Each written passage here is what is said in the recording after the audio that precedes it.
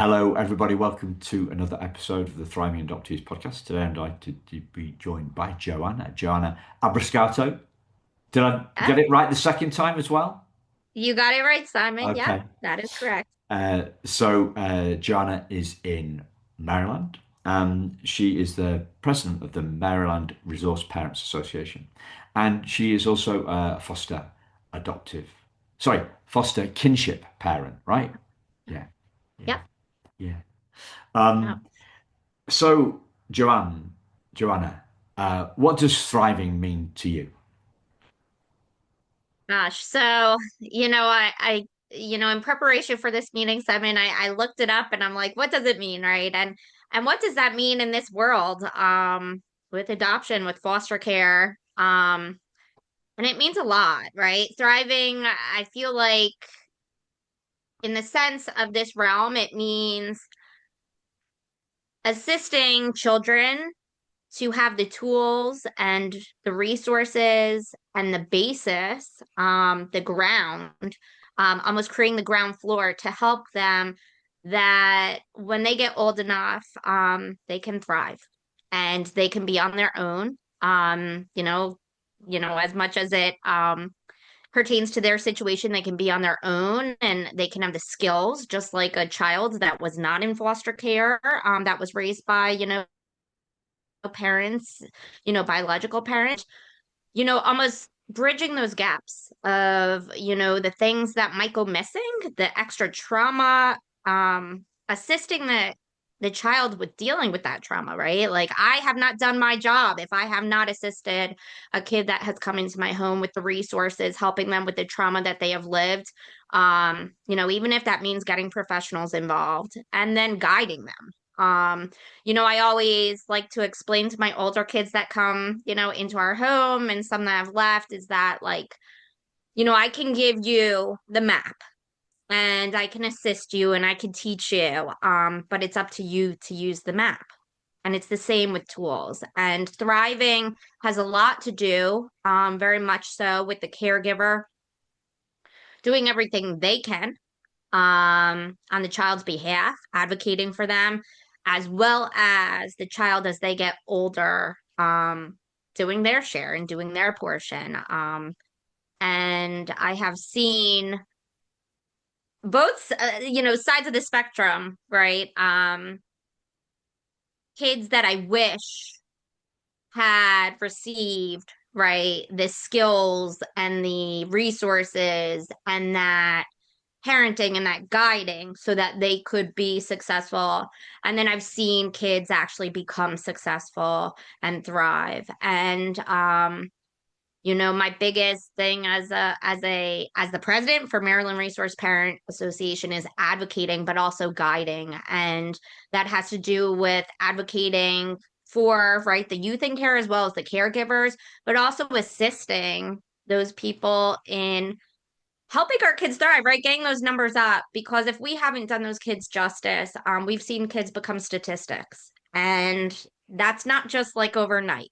That's failed system, that's failed caregiving, that's a combination of things. So thriving is huge. And it's really the basis of everything we do as resource parents, as foster parents, kinship parents, guardianship, adoptive, as a caregiver.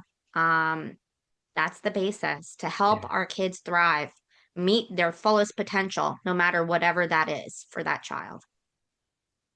Well, you made my job very easy with the width of your definition there, Joanna. I want to take you, because I've got loads of follow-ups, right? But I want to take you right back to the start. You talked about the ground floor, right? Yep. You talked about the ground floor. So what does that ground floor, the ground floor for thriving, what does that ground floor look like to you?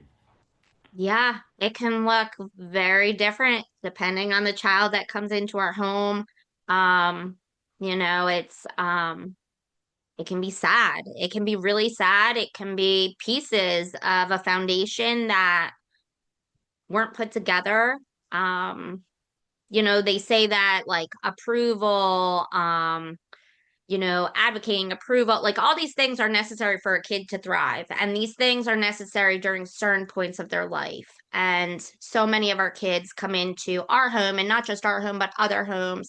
And they're missing these pieces. They didn't receive the approval. They didn't receive the attention, the acknowledgement, and it affects them. It creates trauma. It creates dysfunction. And so many times it's figuring out what that specific child needs, right? What they're about.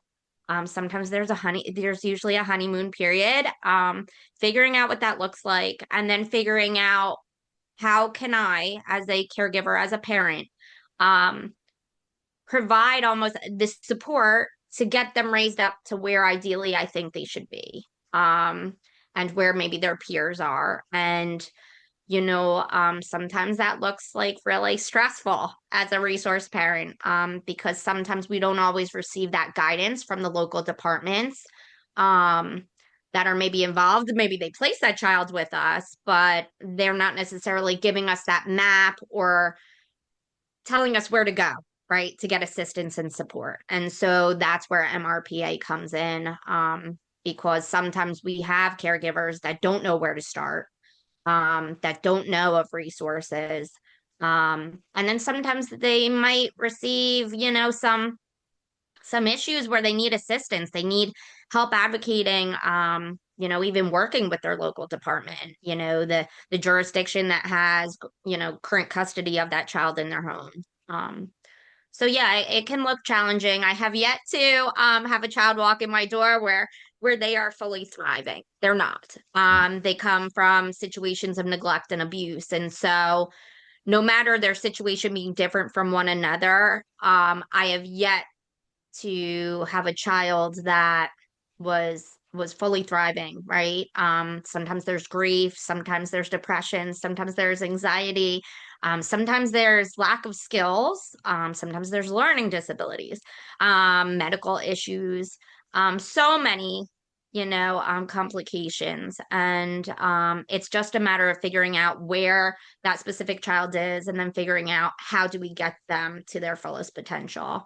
And a lot of times that, it's I'm not like a magic, worker either. I have resources, I have experience doing this for I think 5 years now, but um sometimes we need to research, or we need to go outside our realm to obtain further help and support. Because if we're going to be successful, there is no way to retain the type of care that we all ideally want to provide if we're not supported, if we're not tapping into resources, if we're not being the best we can be for those kids. Yeah. So your definition there of thriving as regards to the kids, it had quite a lot to do with kind of like emotional well-being, I think would be the way that I summed up what you said. Yeah, and you're nodding, so I'm glad I was on the right lines with that. Uh, how do so we've got this emotional well-being thing, and then we've got this trauma thing, right? And they seem to be at odds Yeah. with with each other, right? Yeah. So is trauma therefore is it do you see it as a barrier to thriving? I mean, how do you see the interplay between thriving and trauma? Sure. Yeah, I think it can be a barrier. I, Having lived through my own trauma, I take my own lived experience and I try to think of that, when I try to, right, bring compassion to the kids, and understanding. And until you work through that trauma, right, you can't get to the other side. And even then, right, even when working on it for however long, right, with a licensed professional, with the right supports, using your tools, right, um, that can be a lifelong journey. And so it's almost, I see it almost like obstacles, right? Kind of like right, nothing's going to be like a valley all the time, but at the same time, some of these challenges that these kids have experienced right from the beginning, many of them are huge, right? They're mountains. And then it's about trying to figure out how to kind of get that more even pace. And it affects their bodies, it affects everything, right? Trauma, there's that book, right? What's it called? The Body Keeps the Score. And it's true. These kids we see, they get triggered. There's some kids that will come into people's homes and they don't realize the kids are being triggered. They have these behaviors, right, that are so challenging and might lead to disruptions. But that's where our trauma parenting comes in and is so important. When working with a child, I feel like number one, right, is trust. You have to build the trust. And depending on the age of the kid, depending on what the child has been through, depends on how long it might take to maybe be trusted as a caregiver. And then on top of it, you have layers of, I mean, sometimes horrendous things that have occurred, and showing those kids that it doesn't have to be that way, showing stability, showing health. What does healthy look like? That's another part too. What does healthy love look like? What does healthy living look like? There's so much to this, and I feel like so many people, right? The awareness. Like, I try to explain this when I'm in different state meetings with workers, right? And maybe they've never been a resource parent, right? They've always been a worker, 9 to 5, check the box, we're done. And, the reality of this is when kids come into our home, they're not thriving and it affects every single part of your home. It can affect down to your pets. As crazy as that might sound, right? It affects everything from you going to the bathroom and taking a bathroom break for some kids, right? That can be challenging, right? Even to step away, and the kids be okay. All the way down to your animals. I have animals that are traumatized from placements. So yeah, I feel like there's so much there. And I feel like until we work on that trauma, both at home as well as providing supports through a professional setting for the kids, that thriving is superficial. Because I can check boxes all day long and a kid make it to the age of 18. And yet, if they've never worked on that baggage that they came with, and I say baggage in a sense of, right, what they've been through, the trauma, then they're carrying that baggage through to adulthood. And so, are they truly thriving? They might be superficially making it. They might graduate high school, get a job, they might go to college, secondary school. But, the idea is to lift that weight, to teach the kids a new way of thinking and living. Um, and from my awareness and my observations, that does not happen in every home, regardless if it is in, the foster care world or not. Um, that's a part of parenting that some people are not in tune with, yet it makes such a difference for a human being Yeah. as they grow older into adulthood. So I want to take you back a bit to you mentioned unpacking your own trauma. So how has unpacking your own trauma informed how you behave and relate to the kids Sure. that are in your So care?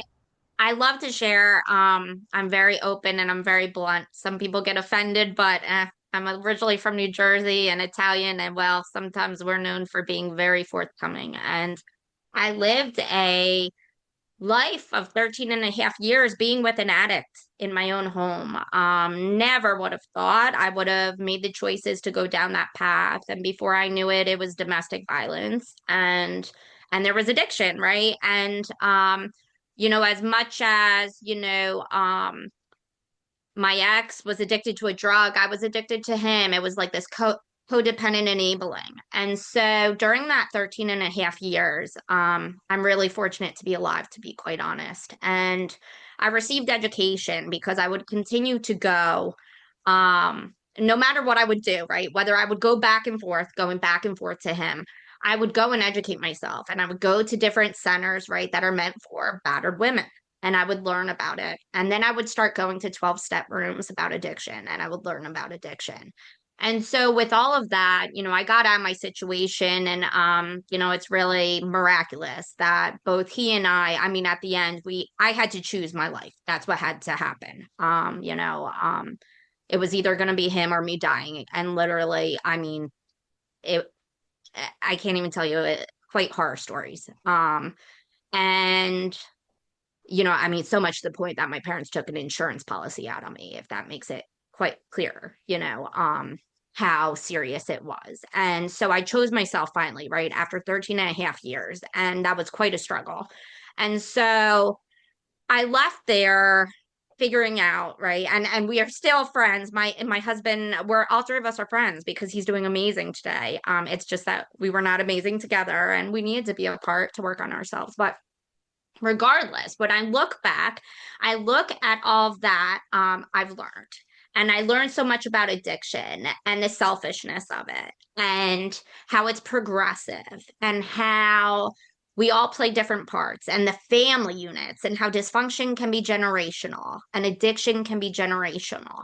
And then I realized that, the violence that kids, sometimes are seeing being in domestic violence type of homes, where maybe their parents or, their caregivers are fighting. And, there's so many aspects to this. And then, I've had kids come into my home that are older and I literally sit them down and we talk about addiction. What is addiction? And, wanting to change someone, but the person not wanting to change themselves. And then the concept of having expectations, right? On these people. We want them to be the mom we wanted. We want them to be the dad that, we ideally wanted. But no matter what, it seems they just can't reach that, that measure.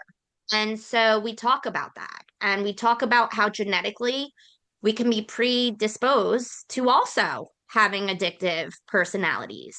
And that comes down to choices. And we talk about choices, right? Healthy choices, unhealthy choices. And we talk about a fork in the road, my fork in the road conversation. All my teens love that because I repeat it to them and their friends. But um, it's and we talk about that, did those people in our lives that, are addicts, did they really dream of becoming an addict and never being able to get healthy? And no. And so how one choice can turn into your future.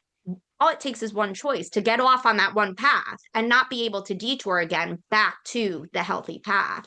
And so that's why I always tell them they're a choice away from the same type of lifestyle, because literally being the fork in the road, and that's all of us, it's with anything in life, right? Choices. And um I'm able to have these conversations because of what I lived, what I survived, and watching as, the disease, right, sat in the driver's seat with my ex. And there were times he got better, for years. And I lived this life and I had hope. But then I'll tell you what, I can go into a room, any room, and with biological parents at visits, and I can know if they're high on something because my radar is so super sensitive to that stuff. And the kids that come in my home, same thing. And that's a right, that's like a trauma result from living the life I did, walking on eggshells, right? Always wondering, is this guy gonna fall today at this hour? Are things gonna be okay? Am I gonna be safe? And so I get that. I get it fully. I've lived a life that I'm not proud of, and yet never imagined that I would ever live that path for 13 and a half years. And I'm fortunate to have survived that. And so with fostering, which I always wanted to adopt from being a young child, I don't know, I never wanted my own kids. I wanted to help a kid that maybe I matched with. And I could never do that when I was with my ex. And so I decided, let me try it. And here I am. And it is so rewarding, having kids in my care and kids that I can have conversations with, lived experience conversations, and they can get it. They can feel trusted. I hear them. I get it. So much that my daughter, who I have guardianship of, her friends seek me out. They call me mom.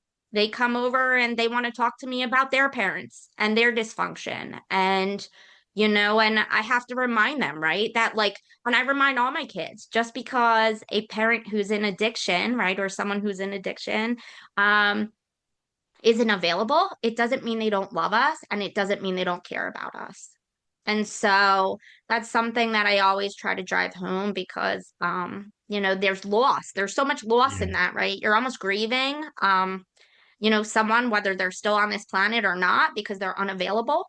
how we need them and want them to be available, but it doesn't mean that they don't care about us. And so, it's been rewarding, like I said, being able to kind of bring, some of what I've learned and tie it in to help the kids in my care and then advocating, right? When I go look for a therapist for my kids, I'm not looking for a regular therapist. I'm looking for one that has a background in trauma, who has lived, eaten, and breathed it, not just textbook. And I'm also looking for a therapist who might have a background in addiction because most of the kids in foster care, right, are affected by, unfortunate, drugs. So, until we're educating, until we're looking at what these behaviors are about, the genetics, how can we help our kids? It's the same as medical.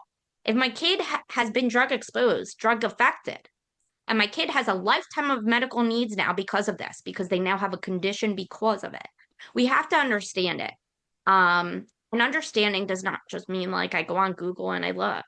I tell people and I tell parents all the time, get out and go to 12-step meetings for family and friends of addicts. You'll learn about it. You'll learn about the players, the dynamics of the family. It's not a coincidence while you're sitting there. It sounds just like your family, even though the different factors might be a little bit different. It's people just like us. And so, that's really how I've gotten to be where I am, Simon. And it has helped me. I am not ashamed of it. It's really, it gives me leverage. I'm not your average foster home. When kids come here, it's not just check the box. We're having mental health conversations and sometimes daily. And Yeah. I've had very challenging situations and placements where we have those conversations regularly, and kids cry to me and they open up to me, and they continue to this day say that both myself and their therapist are the only ones who have ever understood them. Yeah. That in amongst that, you talked about kids knowing that their bio parents love them, right? And you talked about doing your best to so that that message lands. What works? What works for that? What helps that message land? Because it's one of the key things, right? So Yeah. for my own, that feeling my birth mother's love for me, reading a letter from her, um, 10 years or so ago now, that was the most healing moment, right, of my journey on the last 18 years looking into this stuff. So, what helps that message land? I love that. The fact that you received the letter is amazing in itself. So many kids don't have a letter, and I think we can explain to them, right, the actions. If the parent is still around and maybe shows up from time to time, right, we can talk about maybe what occurred during those, visits. I've seen parents that go missing for months, for years, and then show up, right, and they have a visit, right, and this coming in and back and forth into the child's life definitely creates a whole nother aspect of trauma. But the one thing that I have relayed to some kids is like, when your parent is available, when they're seeing you, many times I'm there and I watch the hugs, right? The physical interaction. And there's truly love there. You see a hug, it's not like the shot side shoulder thing. It's not a fist bump, right? It's fully embracing. The other thing is, there's kids that their parents aren't there or aren't even on this planet anymore. And we could talk about, that past history. And I hear a lot of stories. And then I can identify in those stories where the parent did care enough. And there's some parents, let's face it, they they're unavailable. Maybe, maybe they never had something that the child can identify was love. But I can tell you that if a parent is even coming into the picture, almost dragging out, unfortunately, visitations, this their cases, because we've seen that happen, where, we come into the picture, we leave for, years, we come back, the kid is still in care, so it holds it up longer. The fact that they're even still coming back, right? There's something there. There's an aspect of this that is such a yearning, and it's every child, every single child I've ever had, every child I hear about. There is a yearning for a biological parent, no matter how dysfunctional, unhealthy, a yearning for that relationship, for that person, right? For that idea of what that person was to them. It might not be realistic, it might not be reality, but there's a yearning piece. And sometimes, similar to the letter you received, Simon, I encourage sometimes my kids to write a letter to their parent. What would you have said, right? What do you want to say that you can't say to them? And that's a tool, right, that it can help many of us. I mean, it's almost like journaling, right? It's getting it off our chest. And so for some kids, I do think that there will never be, or I should say, kids that become adults, there will never be maybe that full closure, or in the sense of getting a letter or having that hug, that embrace, or hearing, I love you. I wish I could have been there for you. But I do think that there's work that individually we can always do that can help, because the word is kind of soften that loss in a way that we're using tools, um, and almost filling our own cup, right, with that loss, if that makes sense. Like one of the suggestions even I brought up to some kids, right? Like we've talked about planting trees. Or like, what was your parent into? They liked butterflies. Okay, let's go put up a butterfly house outside and make a little bench. And maybe that's where we do our journaling, or we go sit when we need a timeout. Maybe we go take a walk and we go sit on the bench. There's things we can do and we can put in place to kind of deal with that. And for the kids that do receive the embrace, that do receive and hear the I love you, I wish I could be different. Um, that's something that some kids will never receive. But I think hearing from us as caregivers that the kids do matter. Um, and the other part of it is like in my home, when we have placements and kids that even become permanent, right? We're always telling the kids, like, we want you. Like, we want you. Like, we're looking for you. We want you. And there's some kids that I fought for. I mean, fought for, uh, months, fought for to have, right? To have these kids walk through my door and be able to have the opportunity to parent. Um, it's not like, it's just like always luck of the draw, right? Okay, you got matched with me. So what? Um, I always find a connection somehow to all of the kids, right? Whether it be because addiction was in their history or domestic violence, or they're into, art like I was, or, dancing. They love dancing. And I used to, and still love dancing. But it's like every kid is special that comes into our door. And I really hope that every foster family, every caregiver thinks of that, whether they're biological, right, or not. There's connections there. And if you can't find a connection, like that's an issue. Um, but kids need to feel like they belong. And if they don't feel like they belong from, right, the biological realm, then it's our duty to, they're part of our family. Like when kids walk into my home, they're literally my children. I don't care if on paper they're not, right? Like they're a part of my family. Like I don't look at you any different than the other foster sibling you have in my home. Like everyone is my child, and the same with my kids' friends, and it's just it it just saddens me because there's so many kids that do have that loss, do um have those feelings of, no closure. And I do feel like it's my responsibility to help figure that out, like how we can kind of, as best we can, provide tools and resources to give them closure because we have no control of the parents, of the families, of where they came from. But we do have control over giving them ideas that maybe they might want to do.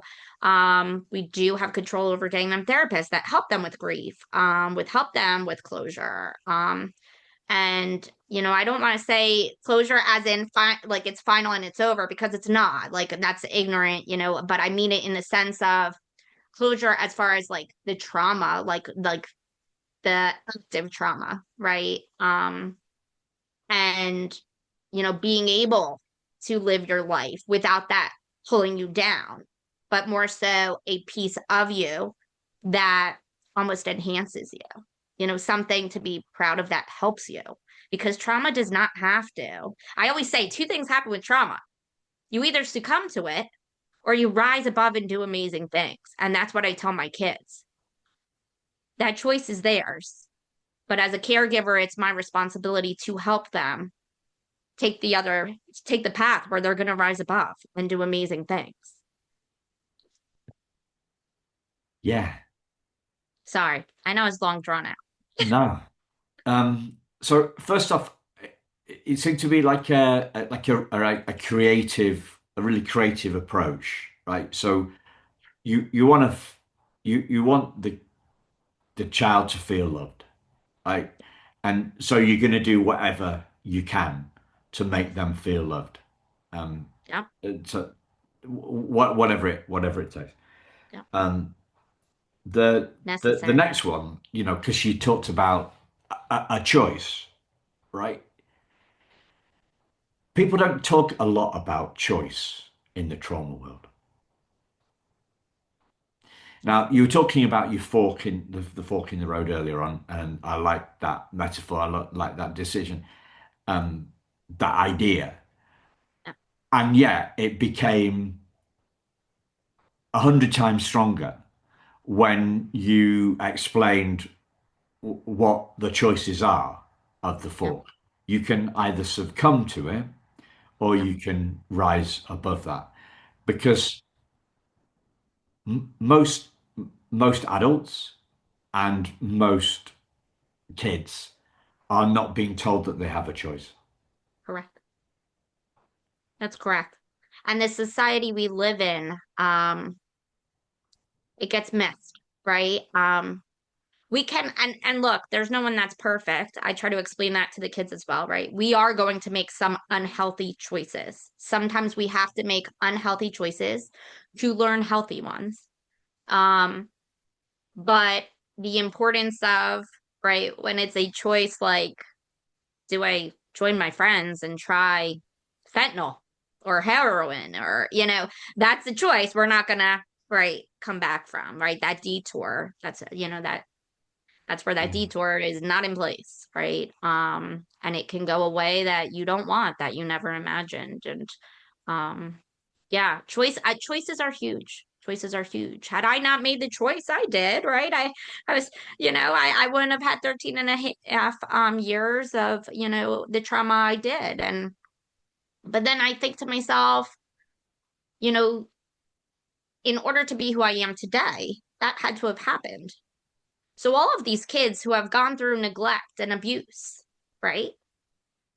Not that we want those things to happen, but maybe those things had to happen because maybe they might make the choice to become something amazing, right? Maybe they're going to become a therapist. Maybe they're going to become a worker at their department. Maybe they're going to go around to give assemblies and be, a world-renowned speaker on trauma and how they went from A to Z where they are now. And um, that's the one thing I learned. One of the many things I learned from my ex was, right, using the manipulation towards something good. And people can do it.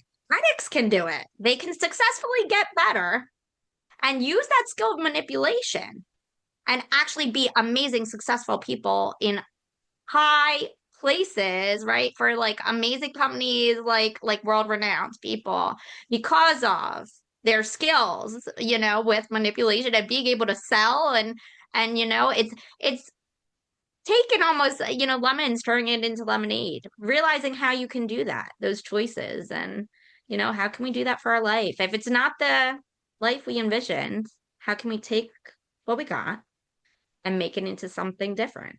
Yeah. And it's possible. So one of the things that occurred to me earlier on was you were talking about tools and skills and things like that.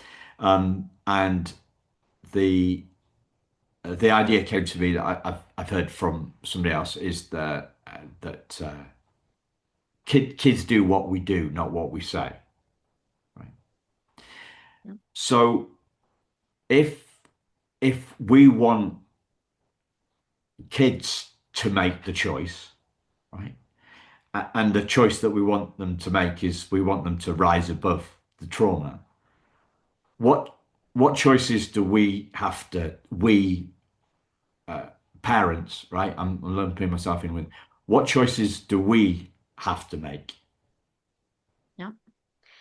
So for starters, role modeling, right? My kids from my 2-year-olds all the way up, right? They mimic me. I even hear my teen, later on, months later, saying things I've said, and I'm like, oh, isn't that funny?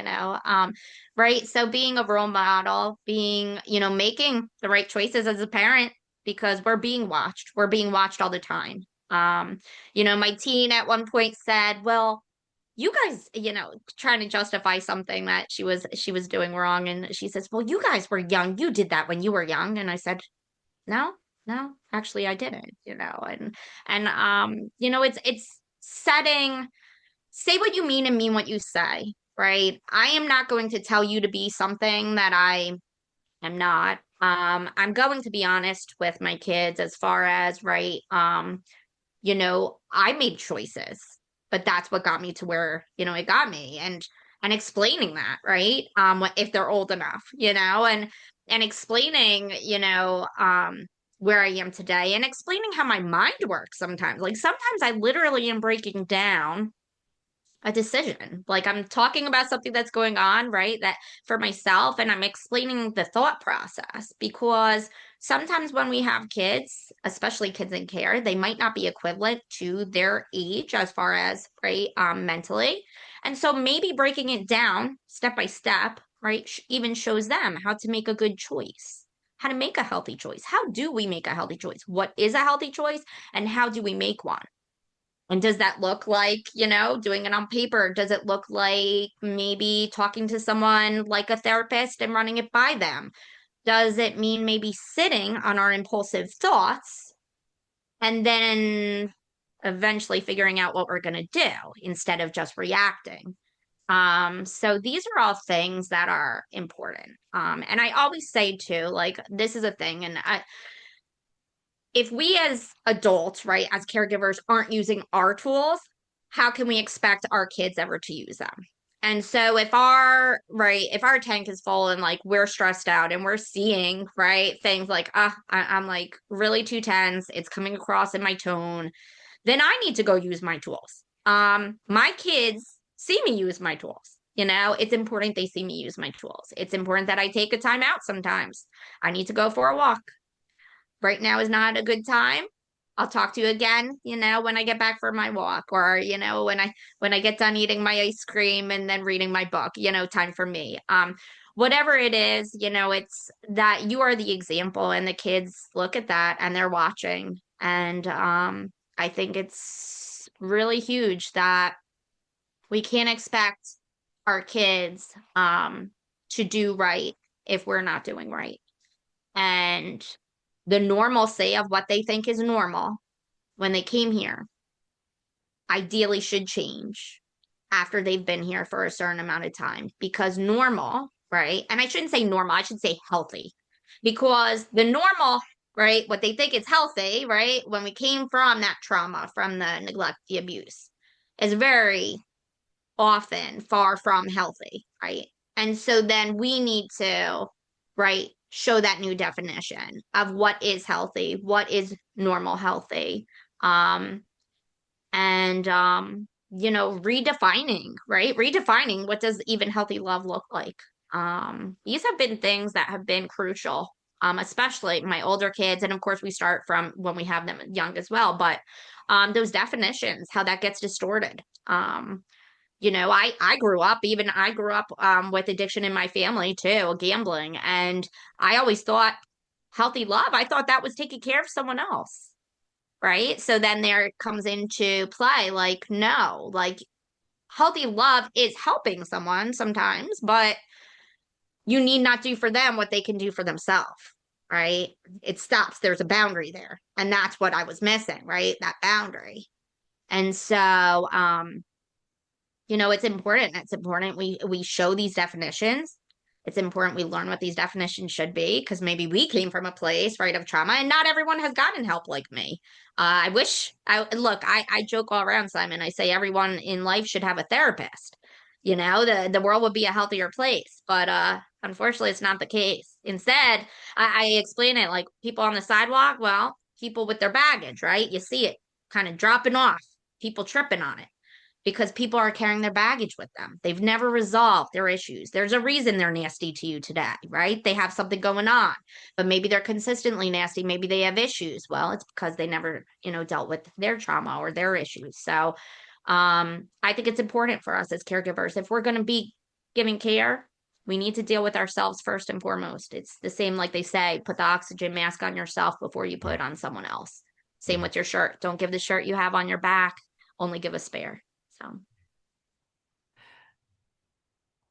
You've talked about vulnerability and you've talked about trust. How do these two things sit together for you? oh, that's a good question. Yep. So I think that people have to be vulnerable to trust. But with that, to be vulnerable, you have to be willing. Um, and to be willing can look very different. You can have a kid in care, that's in the system and they keep getting let down, right? Maybe they were let down by their biological family and maybe they've been in 10 other homes before yours. And um that timeline, there is no timeline, right? Each kid is going to be different. How long before they're willing to let their guard down and let that wall down to be willing to trust you? Why should I trust you versus the other adult that just told me the same thing, but they didn't follow through? So how am I going to know that you're going to follow through? And the real underlying to that, right? How do I even get my kids to be vulnerable, to trust me is over time and me sharing about my own situation. And right, like that doesn't look like me giving them the gory details at all, because that would be inappropriate. But like literally talking about addiction in my life, right? Like how that played in my life. Growing up, right, with my dad, and who he was and wanting different and right, like that yearning and then getting into that relationship that I was in, like always looking and searching, right? I was always searching for missing stuff and missing pieces that I didn't receive growing up. And so when they hear that, when they hear how I'm being quite bluntly honest with them, my older ones, and I only share things, right, that I know they can handle, right? Like that's important. I'm not going to talk to a kid that's, on a second grade level that's, 17, the same as I'm going to talk to a kid that's 16 and, mentally 16. But, they hear that I'm a human too and they hear that I've lived it and I've survived it. And a lot of times when I talk to them, big part of sharing is I'm where I am because I went and got therapy at your age when I was your age. A big part of why I am where I am is because I used my tools. I learned my tools and I used them even when I didn't want to. And so, like, over time, and those conversations that continue to happen in my household, kids sometimes quickly bring down that wall. And I've had kids, I mean, I've had to de escalate situations where I'm being told by departments to call crisis, yet I'm the one who's able to de escalate it. And the reason is because the kid knows me, right? They know that I'm not going to scream at them. They're safe with me. They know that the words coming out of my mouth are literally sincere. And that's over time showing them, right? And I know that sometimes with kids, right? Like the things they're saying or the way they're acting out might be about something totally different. Many times it's about something totally different, right? Than what's being presented. So what is this really about? And I sometimes talk to them and I say, what is this really about? I know you and I see this and that I'm sad. I'm sad. And sometimes I cry, I care about my kids. I'm real. I'm as real as it comes in life and with my kids. And it saddens me that, a lot of this is not really taught, right? Like how do we teach it? We are taught by departments, to be foster parents, to be resource homes. But this stuff isn't taught. The stuff that goes on in my house is not all taught. My husband is not the same parent as I am. It's because I lived what I lived and learned what I learned, and I am who I am. And I'm not common. And unfortunately, that saddens me because the kids deserve all of that and more. I'm far from perfect, but the least I can do is give them these discussions, right? Help them break those walls down, have the mental health conversations, understand and, you know, the back of my hands, right? Addiction and different things like that. And they see it. They see it's legit credentials, right? There's no faking what I share with them. You know, it's wild. I wish I could. I don't know, right? It's like how do you teach other, caregivers true ins and outs of trauma? And the best way I can say is to read even books, right? Like on trauma, people's stories and learn about things like addiction and not just like textbook, talk to people that have lived it. And that's so special to me because I have people that are in my support groups for foster care that come to me and they're like, Joanna, like I want to learn from you. Like what did you do? Right. Because I've had challenging situations and stories about things, right, with kids in my house and things that have gone on. And like how did I get through it? How did I get through the kid? What did I do and put in place for the kid? And I'm happy to share that information. I wish it existed more, and I wish that training for getting licensed more so, that core, I wish that was that, right? I wish that tell all, I wish it could be handed to people. Like here's your guide, here's your map. This is what you do when this happens. This is what you do when that happens. But yeah, the best way, I mean, is really just building that relationship. It's relationships. Communication. Communication is huge. Kids don't know how to communicate. They came from neglect. Oh gosh, kids not even in care don't know how to communicate, right?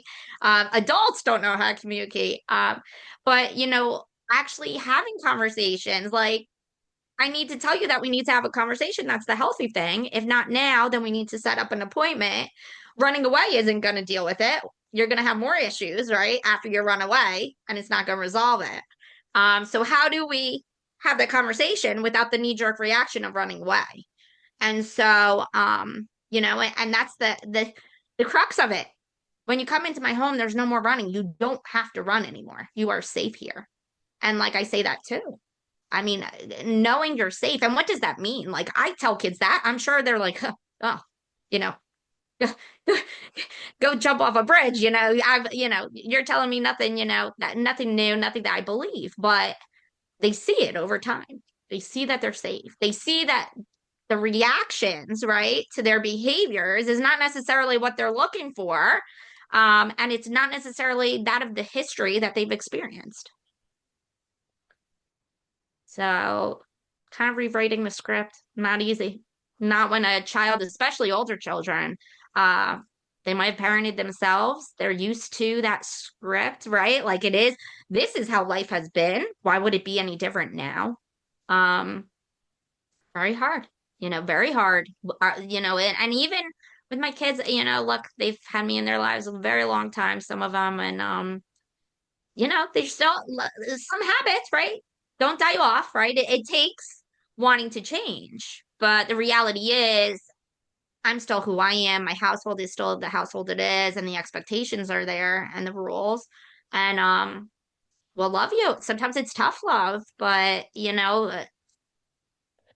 we have to come from all angles, I think, with everything and have an open mind. Compassion. Compassion is huge because it's going to take some kids years to understand that they truly can trust.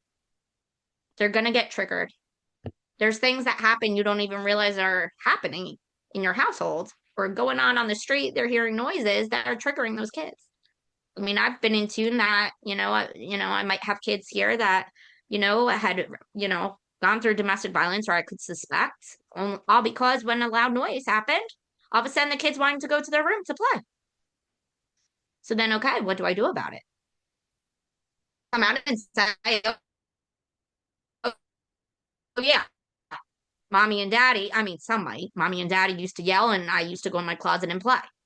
But other kids, they might be quiet about it. They might not know how to communicate healthy yet or want to communicate at that point. And so then I have to say, okay, I see something's going on, and now what can I do about it to support that child? So Wow. I don't know. It's none of this is easy, Simon. It's I think every player in right, a situation of neglect and abuse, there's so much there. Every player and caregivers are just one Wow. player. So So much there, so much. Is there something that you'd like to share? Something that I've not asked you about? Because I feel with sorry. yeah. But sorry, listeners, the Zoom's just glitching a bit here. It's been playing nicely for an hour, and now it's just playing up. So is there anything else that you'd like to share, Joanna? Oh gosh. I'm trying to think. You know, the biggest thing is, for Maryland Resource Parent Association, my role there, I'm president. And the reason I got involved with Maryland Resource Parent Association was because of a horrible, right, traumatic situation with a child and very unjust, as is the case with all of the members of MRPA, the reasons why they got involved. And, you know, I kind of, uh, let's see here. There we go. Um, Resource Parent Association, right? We advocate both for the caregivers and the children.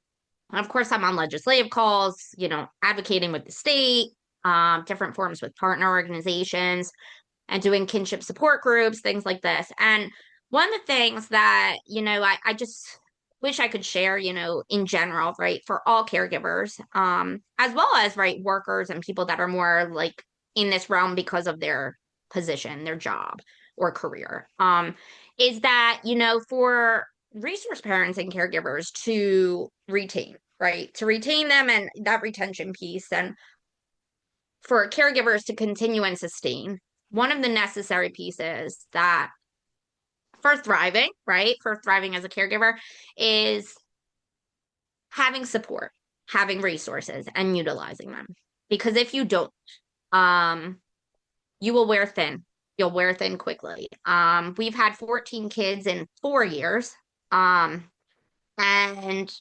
many times, 5 kids at a time, 6 kids at a time, large sibling groups, some kids just, separate that aren't related, biologically. And, you know, all these different situations and times of our foster care life, we wouldn't have been able to retain and get through it without the support, without the resources. And so I always suggest to people, and I just wanted to highlight the importance of ensuring that you're seeking answers. If you don't have the answers, so be it. None of us, look, I'm still looking for the map.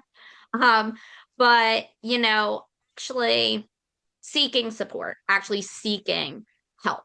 And, like Maryland Resource Parent Association, that's what we're there for, right? For caregivers across Maryland, we're there. I tell people we're your family, right? Your family's dysfunctional, your kinship. Okay, we're your family. Like we're here, right? That's what we're here for. But every state in the United States usually has an association that does the same thing, right? So that's a hub of information that people can tap into, resources, um, to help them across their journey, right, in caregiving. Just because someone's also in another state doesn't mean they can't be your support either. So, that's another, another aspect of this. There's forums online, on Facebook, on social media. You can find others going through the same thing. Then there's, trauma therapists out there and different trainings, trauma related trainings, trauma behavior, how do you deal with that? So I do encourage people, use resources, find them. They're out there. They might not be easy to be found depending on where you live, but talk to people. If we can be of any help, especially myself, I will be. People are welcome to contact me. You can find my information on the Maryland Resource Parent Association webpage, and you can contact me. But, that's the one thing is like the sky's the limit if you're willing to put in the work. And that's with anything we do in life. And that's the same with being a caregiver. Um, just because one child didn't work out in your home, right? And maybe, there was a disruption does not mean that you're a horrible resource parent. It doesn't mean that you're not teachable with even, whatever you were dealing with, with that situation either. So, I encourage people to utilize resources because, as I say, if it's not us who's helping step in for these kids, then who? People say, oh, you're an angel. Oh, I don't know how you do it. The reality is, everyone can do it. Uh, should everyone be doing it? Probably not, but everyone can do it. And it's a matter of, right, realizing the capacity that you can be there. Some people can do respite on weekends, get licensed and just do respite to help kids, right? Almost like a babysitter for foster parents, for other foster parents. And it takes a village. So these kids need us. There's so many kids in care, not just in my state, but across the United States, across the world. And this is something that had I not ever, lived it, I probably would be looking at other people saying the same thing. But it is worth finding more, finding out more about it. And if you have questions, the kids are worth it. So Fantastic. Thanks so much, Joanna. yeah. Thanks, listeners. Thanks, Simon. We'll speak to you very soon. Take care. Bye bye. Yep.